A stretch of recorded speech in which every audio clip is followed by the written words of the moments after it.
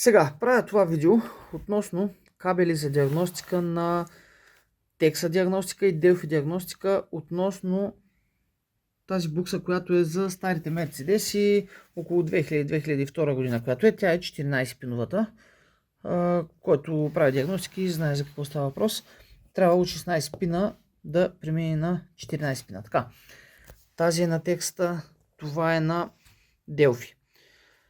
Delphi диагностиката има сет с кабели, около 7-8 кабела бяха, които преди време съм ги взимал, бяха около 70-80 лева, ако не се лъжа.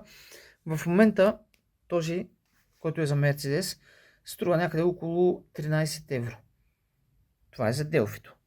За Texa това нещо струва 500 и кусур, близо 600 лева. Сега, тази цена включва този преходен кабел, който нямам представа за какво е, и този, който е 14-пиновия за Mercedes.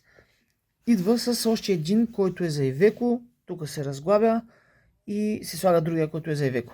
Така, най-вероятно за това е тая връзка, за да можеш да сложиш на Iveco, макар че можеш спокойно да си дадат два кабела, един за Iveco, един за Mercedes.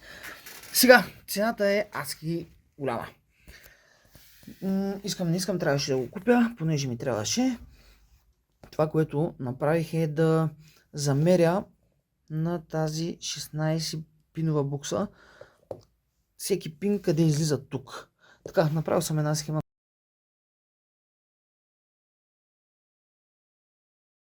Всеки един от пиновете на тази букса излиза тук, като изключим два пина, защото тук имаме 16, а тук са 14. Имаме два свободни пина.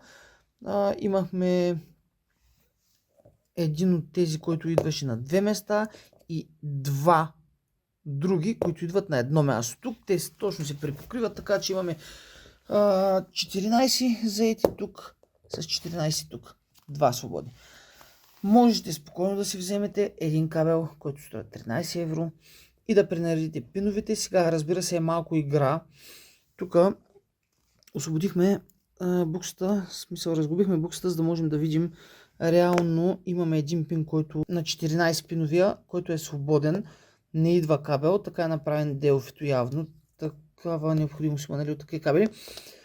Ще трябва единствено по-сложното, което е да прекарате един допълнителен кабел на този свободен пин, за да излезе тук. И по този начин тук имаме 3 свободни. Когато прекарате един тук, реално пина го има, ето къде е. Ето къде е. Трябва да запоите един кабел долу-горе такъв и да го пуснете евентуално външно. Тук, за да пренаредите пиновете, мислех, че се вадят лесно, но се налага да разпоите. Когато разпоите, пренареждате кабелите, измервайки тук към тази букса в съответствие с тази и всичко става.